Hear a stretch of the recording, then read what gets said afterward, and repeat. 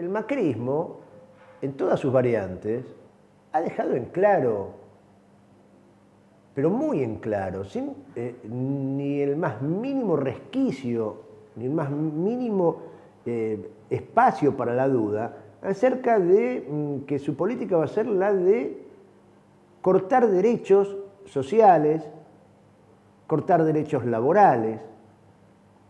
Y quién más que los trabajadores organizados saben lo que eso significa, lo que eso implica, lo que eso produce. Entonces, el daño que eso produce. Entonces, la defensa es muy clara. El plantarse en un lugar de defensa de los derechos de las trabajadoras y de los trabajadores. Eso está en juego en estas elecciones. Y tanto Bullrich como Larreta, Bullrich, ratifican a cada instante que quieren avanzar contra esos derechos. Alguno lo dice más bestialmente, alguno le pone un poquito lo endulza algo, lo endulza un poquito, para que intentar distraer el sabor, pero dicen lo mismo. Si no, escuche cómo lo planteaba Rodríguez Larreta el día martes, en uno de los cierres de campaña que está haciendo en estos días, en esta ocasión en Salsipuedes, Córdoba, hermoso lugar, hermosa provincia, geográficamente muy bonita, Córdoba, y ese lugar es muy lindo también. Y ahí estuvo Larreta, acompañado por su candidato a vicepresidente, el represor, el emperador Morales, el carcelero de Milagro Sala, y volvió a plantear lo mismo. Habló de reforma laboral, habló de retenciones, de eliminar las retenciones a las economías regionales, de eliminar las retenciones al campo, replantear la coparticipación federal. Ustedes me lo van a escuchar ahora, yo les voy tirando las líneas para que presten atención, porque lo dijo. Replantear la coparticipación federal. El tipo que le pegó un manotazo a las provincias. O sea, un fallo de la Corte Suprema de Justicia de la Nación generó un gran conflicto entre Nación, el actual gobierno, y la ciudad de Buenos Aires, y Larreta sacaba pechito argentino y dice, devuélvame. ¿Qué quería? Que le devolviera la plata que Macri le transfirió a Larreta. Nos transfirió a nosotros los porteños, los que viven en esta ciudad, manoteándosela de los bolsillos a las provincias. ¿Por qué? Porque para armar la policía de la ciudad, Nación le transfiere la policía a la ciudad de Buenos Aires y dice, bueno, te la transfiero con recursos. Bueno, estaba muy bien transferir con algo de recursos, con los recursos necesarios para administrar la fuerza que se traspasaba.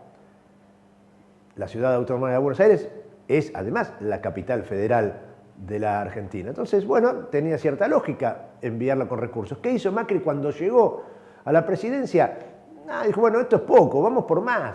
Entonces llegó la coparticipación, la distribución coparticipativa, de la cual la ciudad de Buenos Aires no formaba parte, porque cuando se hizo el pacto, la ley de la coparticipación, no estaba todavía como ciudad autónoma. Bueno, le dio un porcentaje de coparticipación gigantesco que se los ahoga ¿a quiénes? A las provincias. Y ahora saca pechito y dice, no, nosotros vamos a llevarla, hay que aumentar la coparticipación federal. Un chanta, de los que hay muy pocos en la política argentina. Pero escuchémoslo. Los subsidios tal cual están distribuidos en la Argentina de hoy son una injusticia, una inequidad, producto de una decisión del gobierno kirchnerista, que es el que decide cómo se distribuyen los subsidios. Primero, en una Argentina federal como nosotros soñamos, tiene que haber una distribución mucho más equitativa. Lo que yo no quiero es que limitemos la discusión del federalismo a los subsidios, porque es lo primero que me preguntan siempre. Acá la discusión de fondo es la coparticipación, que es donde está la distribución de dinero de verdad en términos de magnitud. Entonces, sin minimizar y sin volver a repetir que es una inequidad, tenemos que ir para un replanteo mucho más integral de todos los fondos que reparte el gobierno nacional. El tema de la reforma laboral es un típico título que siempre ponemos en la Argentina. Vamos a ver, ¿cómo qué quiere decir esto? ¿Dónde están las prioridades? Primero, terminar con la industria del juicio laboral. Cuando vos hablas de los convenios, no es una cosa genérica. Hay casos y casos, hay que entrar en serio en los detalles. No puedes comparar, y digo, del lado bueno, y después hablamos algunos del lado que sí hay que cambiar ya. Convenio que tienes Mata con las automotrices. Es muy moderno. Hoy somos el tercer productor mundial de pickups en la Argentina, gracias a ese convenio de altísima productividad, que en la provincia de Córdoba se aplica. Del mismo lado, el sistema de desempleo que tiene el convenio de la UOCRA, llamada famosa mochila austríaca, que vas acumulando una especie de seguro de desempleo. Funciona muy bien. El gremio más numeroso de todos, ¿cuál es? Comercio. Tiene un sistema que no podemos decir que hoy atenta contra el trabajo. Vamos del otro lado, el de los embarcados. No encontrás una sola barcaza que lleva los granos en la hidrovía de bandera argentina, ni una. Destrozaron el trabajo de los embarcados como extremo. Entonces, no es todo igual. Cualquier candidato que venga acá les va a decir, vamos a bajar la inflación.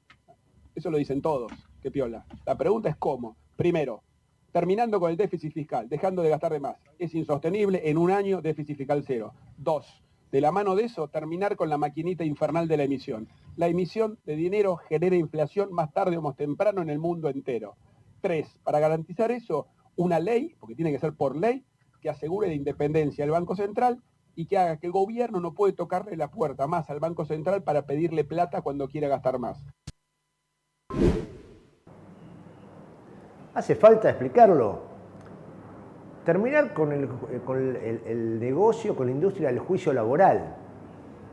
Miren, no hay juicio laboral posible si los empleadores cumplen con la ley, pagan los salarios dignos, cumplen con lo que tienen que cumplir, los trabajadores están conformes, se respetan los derechos, no hay juicio laboral. Y si hay despido, sin causa justificada, bueno, hay que pagarle porque es un derecho de los trabajadores. Claro, eran mucho más felices los sectores del privilegio cuando no había que pagar nada, cuando no había vacaciones, cuando no había aguinaldo. Claro, era todo para ellos. Eran mucho más felices con el trabajo esclavo, pero por supuesto, por supuesto.